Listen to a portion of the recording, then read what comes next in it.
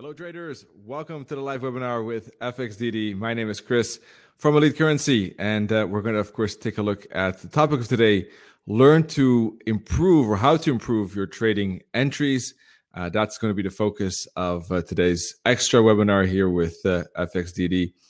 So before we dive into today's topic, I do have some quick typical messages with regard to risk warning that we need to share with you. And that is explaining the fact that trading for exchange and global financial markets is considered high risk and may not be suitable for everyone. Please seek the advice of an independent financial advisor for more information on that. And this webinar is for informational and educational purposes only. All right. So I think entries is an interesting topic because I think it fascinates everyone, every single trader. I don't think I know any trader who doesn't think about the strategies entries as the number one. Now we know, of course, that risk management and trading psychology are equally or maybe more important. But it's a fascinating topic, and I think everyone likes to talk about entries. So I thought, why not do a fun webinar and discuss how we can improve those entries?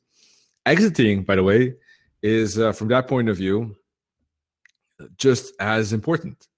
And some could argue more important, because a very good trader could have maybe average entry, but still, get the most out of that trade with his exit. A weaker trader might have a great entry, but still kind of not get the exit that it deserves, and still not get a good result or even a bad result. So yes, we focus on entries a lot. There is a lot more, of course, to trading than that. But that said, it is important. And today we're going to be talking about some tips I think that could be useful. So I wanted to share you this slide first of all, that explains things that I think are important. This is going to be subjective to everyone's opinion, but I think, for instance, it could help if you look at 2 time frames. For instance, I know that 1 time frame could be okay. But 2 time frames, I think, really helps. I think it gives you an extra layer. I think doing analysis on a 1 time frame, looking at support and resistance and trend and patterns, then zooming in for the trigger, I think is a strong combination. So one of the things that is a strong way of, I think, avoiding bad entries is not taking the entry on the same time frame that you do analysis on. If you do analysis, that's great. But then zoom in 1 time frame, I think, to get the entry that is confirming what you're expecting. So just out of curiosity, we have some live viewers here. If you're looking later on, you might be seeing this webinar on the FXDD YouTube channel. But who's in here live? Who uses 1 time frame and who uses 2 or more? I'm just curious. I think most tend to use multiple time frame analysis, but some strategies do use 1. If of course, I should note that there's a difference between discretionary trading and strategy trading, right? So if you have a clear strategy that is rules based and it's only on 1 time frame, that's okay, right? You tested it, you have your rules, you have your trading plan. Or the other alternative, of course, is discretionary analysis, where you will decide, depending on the specific parameters, specific analysis of each and every day. You look at, you have maybe some loose rules, but you don't have anything that is that fixed. So that's discretionary. The other one is non-discretionary, is fixed rules-based trading, right? If you're trading discretionary, if you're analyzing the market, I highly recommend 2 time frames. If it's a strategy-based time approach, it could be 1, but then still I recommend 2. So in both cases, I do recommend 2, but with strategy-based, it could be okay to have 1. But look at Nennet, for instance. He trades with the CAMAC DMTF, and it's also at least 2 time frames, if not 3. I'm not sure, but it translates information from higher time frames to lower time frames, right? Automatically, right? So if you want that, automation or not, it's up to you. Of course, you can do it manually or have it automated with a programmer or do it yourself. Yeah, so that's my tip number one. Let's see. We have some answers. Let's see. We have one saying 3, 4 hour, 1 hour, 15-minute chart, sometimes weekly. Another person saying 2, always 2, sometimes 3, and trading robots using 1. Yes, but for instance, Nanette is looking at CAMAC DMTF, and he's building. Also, he's working on EAs together with Carlos, follower, a trader that is trading CAMAC D2, and it's all basically he only looks at one time frame, but the information is from higher time frame. But yeah, I'm sure that there, as I said, there are fixed rules based. I already indicated that if you're not trading with analysis, if you're trading strategy based, it is possible to have one time frame and to look for combinations of all kinds of indicators, and it is possible to do that indeed. So the other thing I wanted to mention is look for decision zones, and then we'll be taking a look at the charts soon. Decision zones. So rather than trading in the middle of nowhere where price is kind of just like in the middle of a range, or it's making some kind of pattern, some corrective pattern, it is, I think, better to wait for price to get to a specific spot where we know that there's going to be some reaction, and then look for a trigger in this decision zone. So the decision zone could be from the higher time frame. The trigger could be from the lower time frame. Then, of course, there is a question of which indicators you use. And me personally, I think moving averages or bands like Nanette, trend lines, fractals, or pivot points like Nanette, all of that I think are very solid kind of indicators and solid information that they provide. And it's up-to-date information. Of course, price action is always the most relevant, but getting context besides the price action, besides candlestick patterns, I think is important too. Then second of all is trading psychology, right? It is a question of waiting for price to get to the spot that you want and not anticipating the entry too soon, jumping in. It is also not, missing the opportunity and then jumping in too late and then trying to chase the trade that you wanted. But the market has changed. Price has moved away from your entry zone, and you're still trying to trade in retrospect. So a lot of things with trading are connected to trading psychology. And with entry specifically, there are a lot of things that kind of like play around with our mind, and jumping in too soon or chasing the market later on are unfortunately two of the common ones. And yes, it is a question of being patient. The benefit of being a retail trader is that we can choose the moment to trade. We don't have to be in the market all the time. Some market players are in the market all the time, right? We have the benefit to choose the moment that gives us hopefully that long-term edge. We just need to be consistent and persistent in following through and staying out of the market when we don't have that edge. It's a lot of trading psychology connected to that. So, for instance, if you see a candle close, if you're waiting for a candle close, and the candle looks to close above your level, but the candle is not closed yet, wait for that candle, right? Don't anticipate it. That's just an example with jumping the gun, because at the end of the candle, it might be a big wick and you regret having entered that. So that's the second component. Anyhow, we're going to talk about, take a look at the charts now. Not to make it too theoretical. Let me share that with you.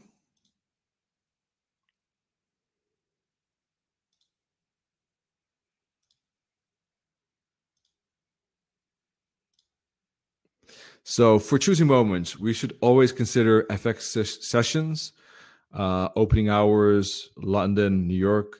Nanette certainly does. With intraday 50-minute trading, I think that makes a lot of sense. It also depends a little bit on how you trade. I mean, it's not to say that the pound yen couldn't move during an Asian session, for instance, right? So that's something to think, So yes, for intraday traders, if you trade dollar CAD, certainly I wouldn't trade it in the Asian session. Pound yen, if you want to trade the Asian session, I don't think there's anything wrong with trading pound yen, for instance. Yeah, if you're sleeping during Tokyo, of course, then you would skip that. Yes, that's something from a timing perspective to keep in mind. There are some false breaks just before the open. We can take a look at euro dollar here. Hang on. So, 1 second. Let me.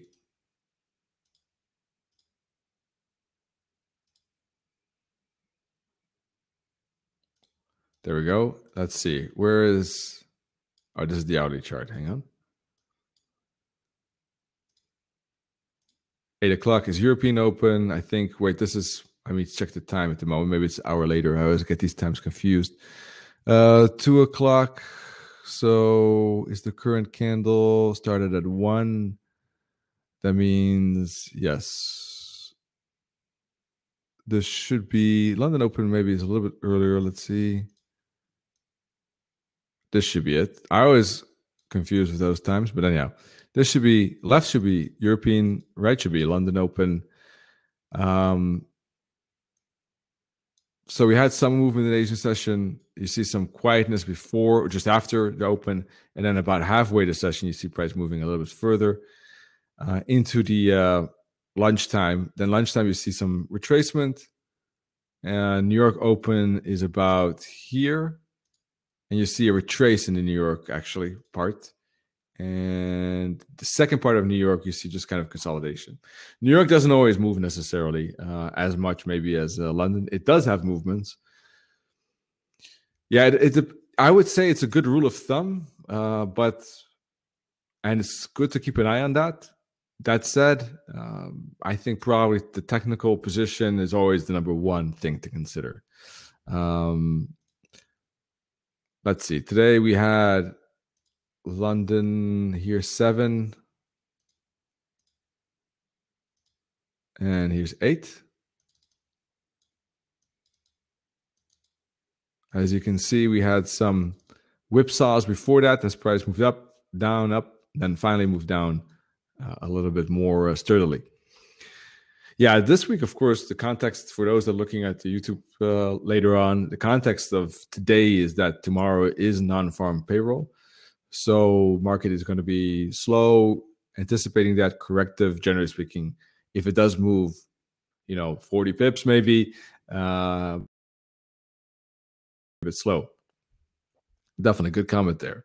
So let's take a look at some examples.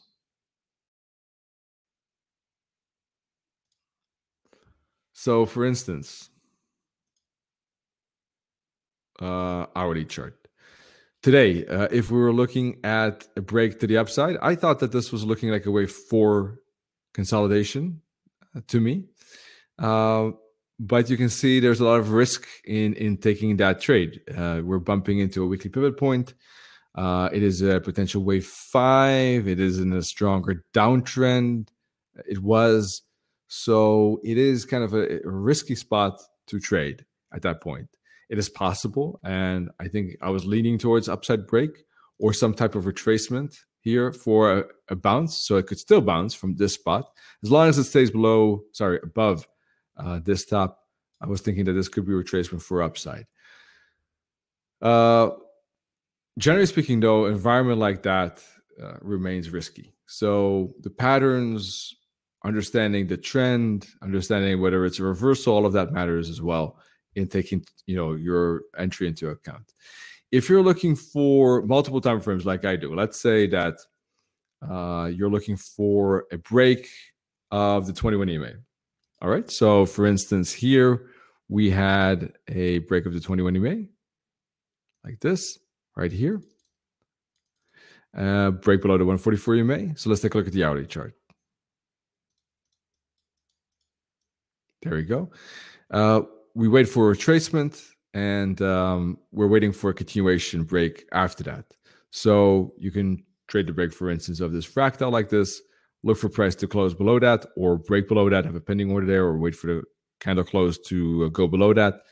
And that could have been the entry. So waiting for price for multiple time frames, that's step one.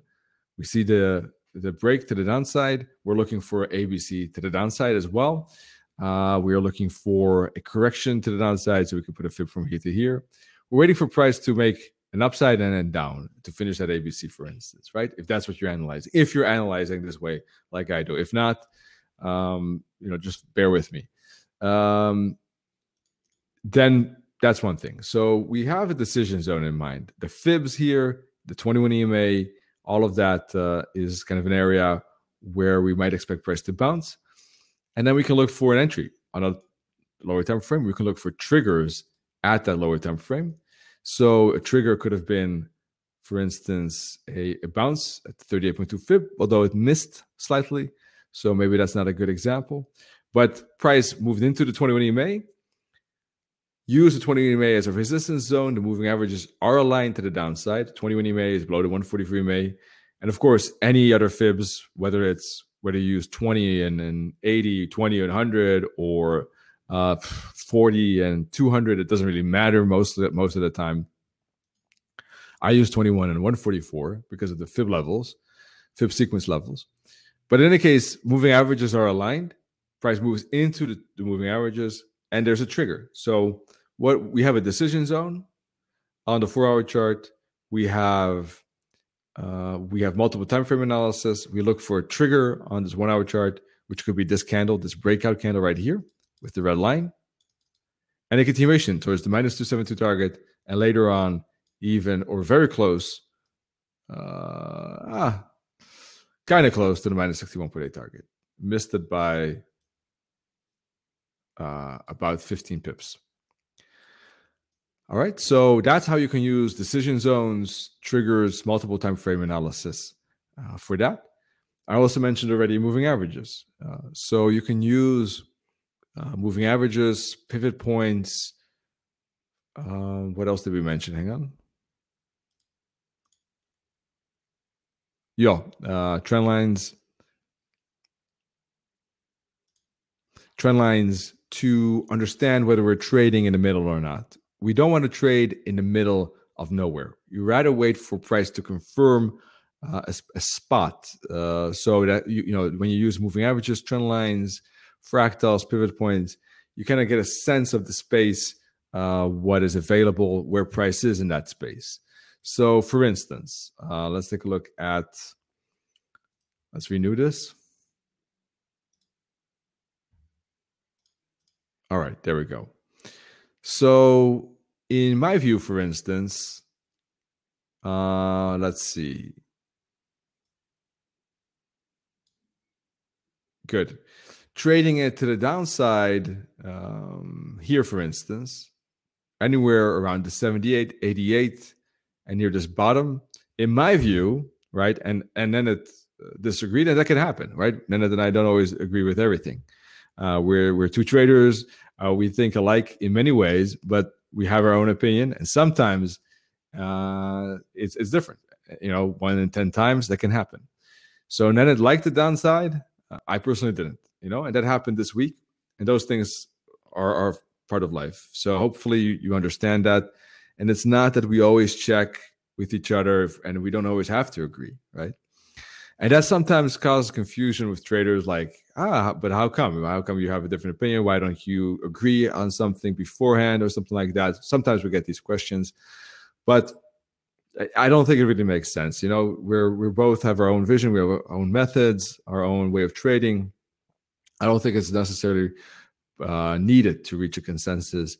In most cases, the methods do align, SWOT and CAMACD that we use. So, but in any case, whatever method you use, in my view, this was a move up, and this was testing the bottom, and whether prices were going to break or bounce was still not a good spot, because there was a chance it could bounce, right? It bounced at the 88.6 fib. It bounced at the 78. 78 was very mild, and it bounced at the bottom again. So for me, shorts here are risky. Its price is kind of moving into it. So from this perspective, this is one way of using a fib to avoid, or a bottom, basically, to avoid a setup into this support. Let's take a look at moving averages example. For instance, trading it right here at this spot, right? We had a double bottom right here in this zone, right here. And then we moved up. You might be thinking about a reversal, but price did not break above the weekly pivot point and the 21 EMA. So that could be a reason why to skip the upside trade due to the structure that you're seeing, right? I was saying I was expecting a bounce. We had a double bottom at the 88.6 fib, but I wanted to break above the 21 EMA, a pullback and a continuation. Another reason, the pivot point and the 21 EMA for skipping that trade. The other thing we mentioned is trend lines, right? So let's see if we can find an example. We had a trend line like this. For instance, I think we had on the chart, on the hourly chart, and a trend line like that. So that was a reason to take a trade. As it broke through the support, that was confirming that price was moving to the downside. A reason to actually enter. A reason not to enter could have been maybe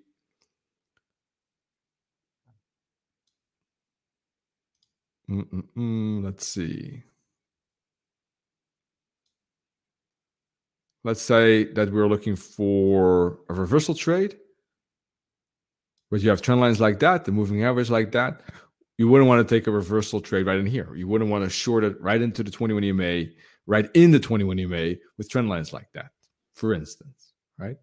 So maybe you see the logic here, right? You want to use these technical tools to avoid trading into things that could block your trade, and you want to use those tools to find spots that where they kind of confirm what you're thinking by either bouncing or breaking away.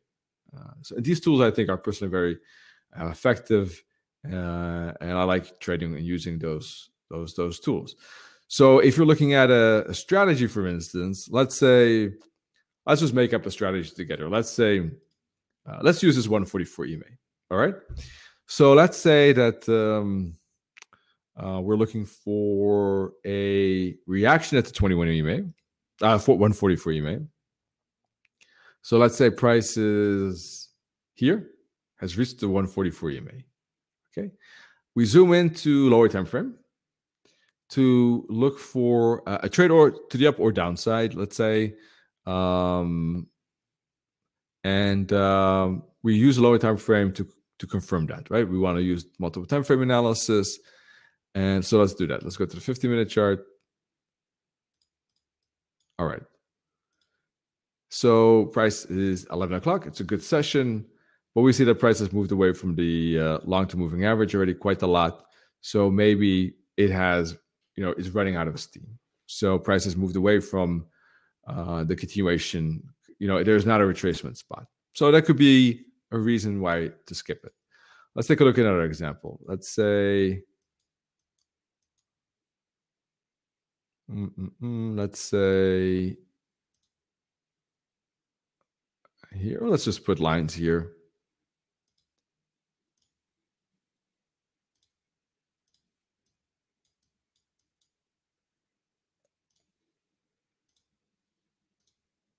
There we go.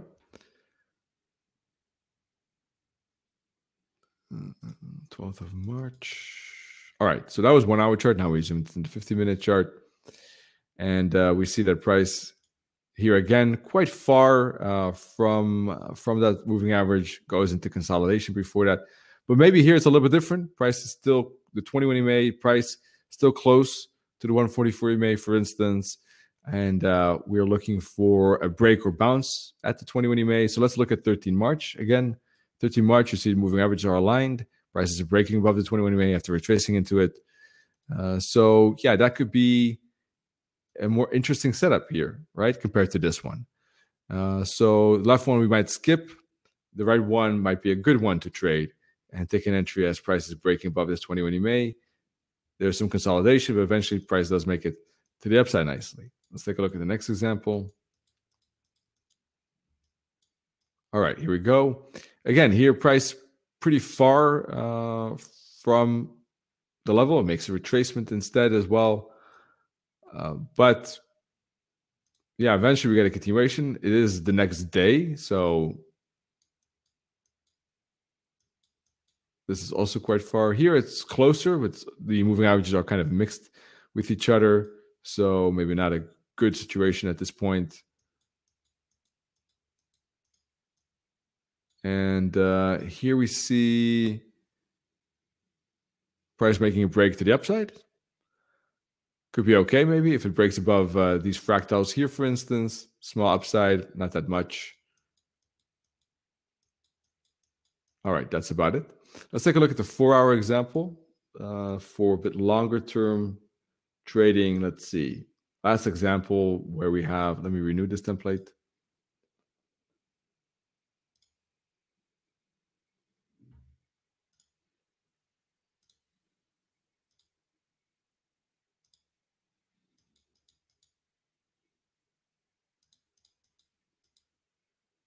No, wait, that's a bad example. Let me go a little bit more back into time.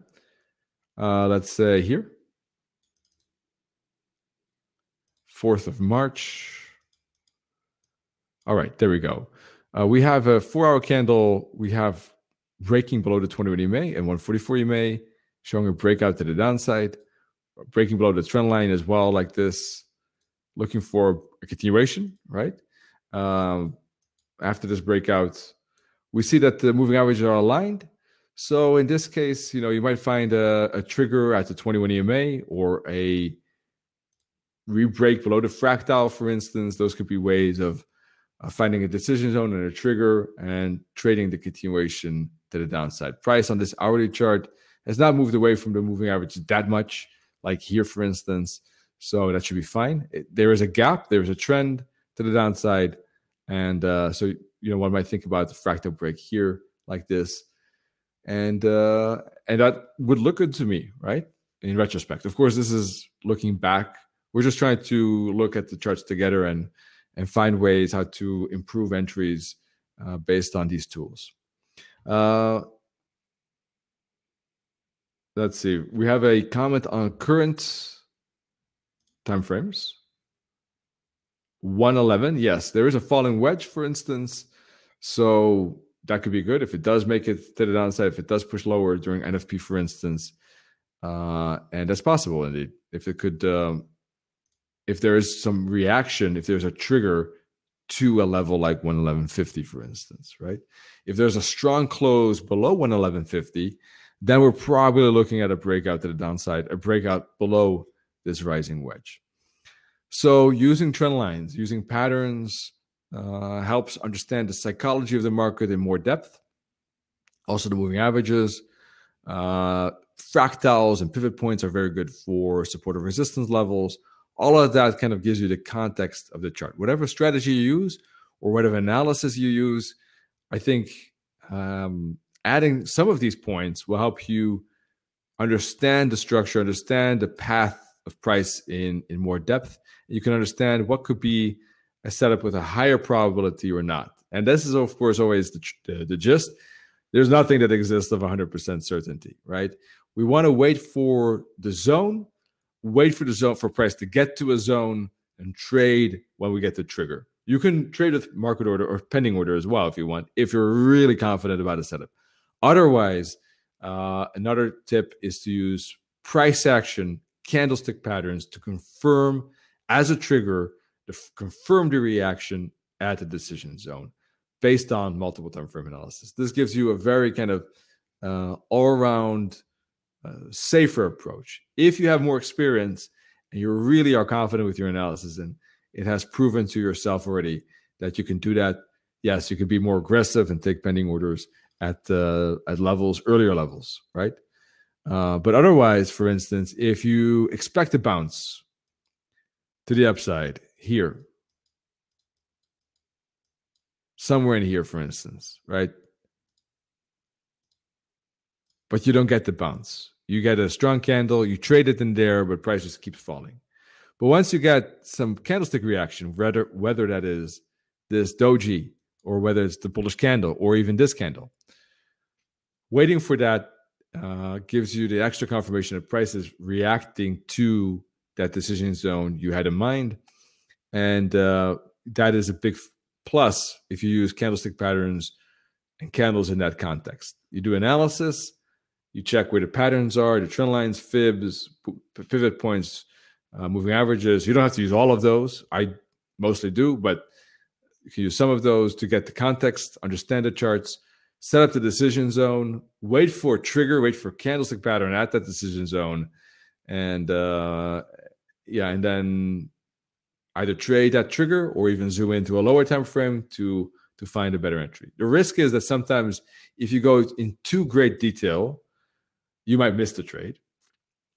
So you got to find some fine balance that suits your type, your mentality, your style of trading as well. Something that you think you can implement, right? Because ultimately it is, your vision, your mind, and if you feel comfortable with that, you got to find that niche that you feel comfortable with.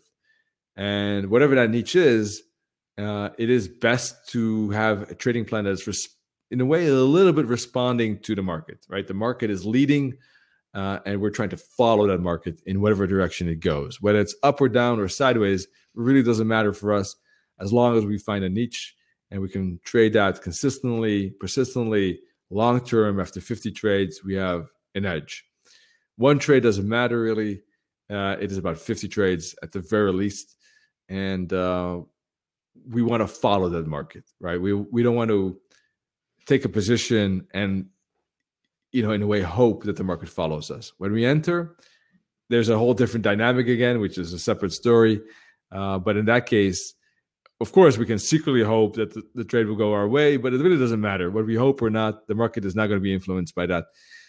We just need to keep an eye on how the trade is developing, be up, let's say, normal, neutral, optimistic, right? That we don't bail on the trade, exit the trade after 1 minute. But we also want to be in touch and understand if the price is going our way or not, right? This is trade management. Again, it's a different story. We'll talk about that in the next webinar. I think we're going to have a special webinar on exits as well. So entries, though, you want to have, it is a lot of waiting. I think for my style, at least, it's a lot of waiting for price to confirm the decision zones. But I think that everyone has that. If you look at Nennet, he maybe puts less time into analysis, but he's also waiting. He's waiting for all of his MTF signals and indicators to be aligned. And then he checks this, he rechecks the signal manually. And then he takes that or not, right? He's waiting for the strategy that's based on multiple time frame. That's why it's called MTF, right? Multiple time frame for those signals to arrive. He's waiting for that. So I looked at feedback from traders just in general, and I saw that a lot of things, a lot of difficulties were still around trading psychology. And I was surprised by that. In a little bit, I was surprised by that everyone was so, in a way, honest to indicate that. And I think that a lot of these entry issues is the pressure to find an entry right now, the pressure to take a trade, to have results right now. Better is to set up a good trading plan, set up a good strategy, test it, backtest it even on multiple brokers. It's good to get price feed from 2-3 brokers, right? It's okay. Just to see if your strategy works on different charts, different time frames, even different pairs. It doesn't hurt. Nail down your trading plan with details. As I said, you don't have to use all of the tools I mentioned. You can use totally different tools, but choose a set that makes sense. Use a combination, put that in the trading plan, test that, back test that, forward test that, so that you get full confidence to wait, and when the time comes, to take that trigger. I think this is crucial part of entries, actually, is to have a very rock solid plan, then implement that rock solid plan. And a lot of that has to do with experience and testing, live and back testing, and then testing that with real money a little bit, of course, not with your life savings, but just with a test account that you don't feel like you should never trade with your life savings, by the way, but you know what I mean? Like a part of your savings is okay. And then a part of the savings you can do for testing, and try that out with real money and see how that feels like to take some trades, of course, with real risk. Now, most of you probably already did that in this live session, but for those that are still beginning, that's how you want to approach that step by step. So, who in here has any questions about entries in general?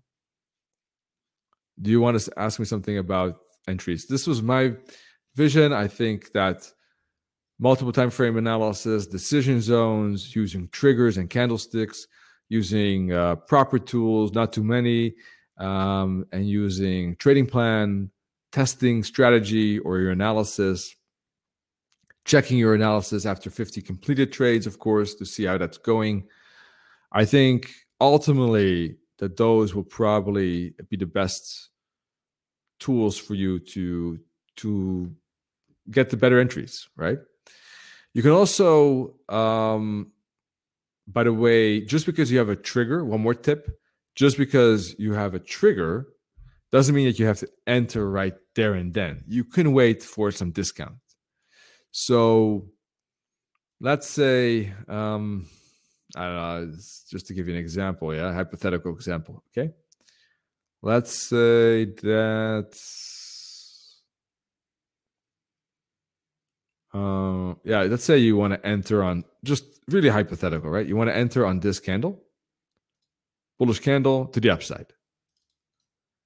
You could enter right there and then, right at the trigger. For some reason, let's say you say that this is a decision zone and you're waiting for a bounce. It's a daily chart. Let's just make a hypothetical case here. You're looking for a bounce. You have the daily trigger candle, but the entry doesn't have to be there right away. So you can split analysis, trigger, and entry as well. Or you can do analysis, decision zone, trigger, entry. The fact is that price first went down to retrace. So you might look at the lower time frame, or you might say, I'm going to trade halfway that candle and have a pending order there. And that does give you a little bit of an edge. It gives you a little bit of a better entry. It gives you, in fact, 25 pips. That helps reduce your risk by 25 pips and adds 25 pips potentially to your target. Or if you don't add those 25 pips, then you could put your target 25 pips lower and exit the trade earlier. And that increases your win percentage. So either it's a bigger win or it's a more likely win. If you get even a few pips can matter so much in that reward to risk ratio. 25 pips is a huge difference, right? If you enter here at 113.90, you put the stop loss at 113.20, that's 71 pips here, 72 pips.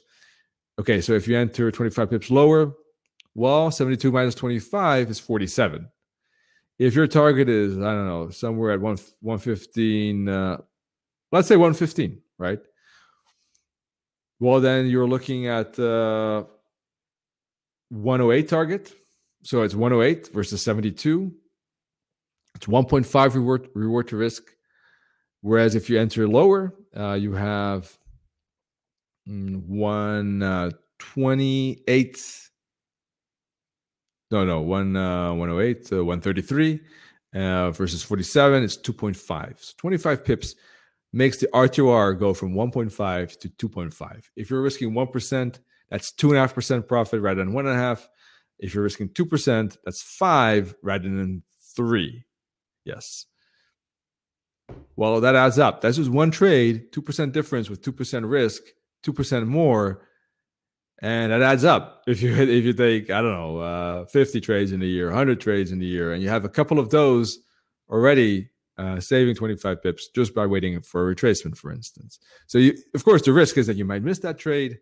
There's always pros and cons to that, just to give an example. All right. Good. Great to hear that, Matt. Well, I hope that everything is clear, and we're going to make a new training actually soon on that. So next few months. So I hope that that this one is going to help you analyze the market better. We're going to be back with more FXDD webinars, Nanette and myself. So you can check that out through the Crowdcast link that you use now to join for more live educational webinars and trading webinars this month, next month. In any case, good trading. We'll talk to you soon. Next time, we're going to talk about exits and how psychology is going to be important there too. I'm going to share you my method about exits, which is based on an approach that I call slow, fast, slow, fast. So 4 phases: slow at the start, then more trade management after like a few candles, plus minus, then slow again, and then fast again as price goes to your target.